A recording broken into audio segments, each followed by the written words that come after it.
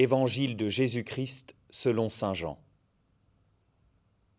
En ce temps-là, Pilate appela Jésus et lui dit : « Es-tu le roi des Juifs ? » Jésus lui demanda : « Dis-tu cela de toi-même, ou bien d'autres te l'ont dit à mon sujet ? » Pilate répondit : « Est-ce que je suis juif, moi ? Ta nation et les grands prêtres t'ont livré à moi.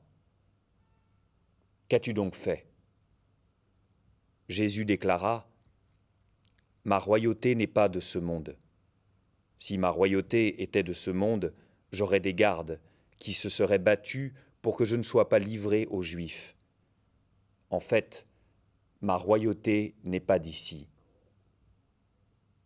Pilate lui dit : « Alors tu es roi. » Jésus répondit : « C'est toi-même qui dis que je suis roi.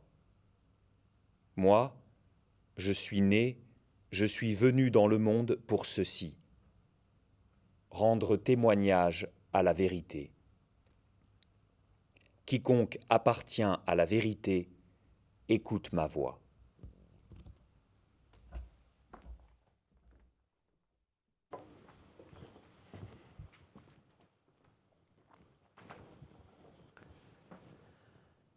C'est tout de même très surprenant. Nous célébrons le Christ, roi de l'univers. C'est le dernier dimanche de l'année liturgique. La semaine prochaine, nous entrerons dans un nouveau cycle liturgique avec l'évangile de Luc et une nouvelle année liturgique qui commence par l'Avent. Nous sommes à un moment où nous célébrons le Christ, roi de l'univers, et voilà qu'on nous présente un roi de pacotille devant un procureur judéen du 1er siècle, prisonnier, bientôt revêtu d'une couronne qui ne sera que d'épines, d'un sceptre qui sera un bâton pour qu'on se moque de lui, d'une tunique qui n'aura rien, d'un manteau royal. Voilà, c'est quoi ce roi ? Et de fait, c'est très surprenant qu'au moment où on termine l'année glorieusement, on nous mette devant un Jésus qui est un Jésus humilié, un Jésus frappé. On pourrait se dire c'est que pour cette année, mais c'est le cas aussi, on le verra dans l'année Saint-Luc, où on nous montre Jésus entre les deux brigands sur la croix, ou même dans l'année Saint-Matthieu, où Jésus dira ce que vous avez fait au plus petit d'entre les miens, c'est à moi que vous l'avez fait. Un roi d'humilité et un roi de petitesse. Alors nous terminons cette année étonnamment, non pas avec l'évangile de Marc, mais avec l'évangile de Jean, qui, puisque Marc est le plus court des évangiles, est souvent rapatrié à certains moments. On l'avait vu pendant le mois d'août, rappelez-vous, avec l'évangile du pain de vie. Et ici, on a ce magnifique dialogue entre Pilate et Jésus, qui est au cœur de l'évangile de Jean. Mais au fond, nous ne quittons pas la spiritualité de Marc, parce que nous l'avons suffisamment vu. À aucun moment, Jésus ne veut paraître, ne veut se montrer comme un personnage glorifié, puissant et humiliant, mais au contraire, toujours l'idée que sa croix est vraiment le moment où il se manifeste le plus comme roi.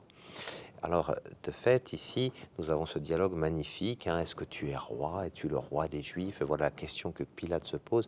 Et toute la façon dont Jésus va répondre, c'est pour montrer qu'il n'est pas simplement, justement, le roi des Juifs. Il n'est pas simplement un roi politique, le roi d'un peuple. Jésus va, dans la manière dont il va se manifester comme roi, il ne va pas refuser le titre royal. Il ne va pas le refuser. Il le dit d'ailleurs pas dans des manières de répondre qui sont un acquiescement. C'est toi-même qui dis que je suis roi. Voilà, c'est une façon d'acquiescer à la chose. Ma royauté n'est pas de ce monde.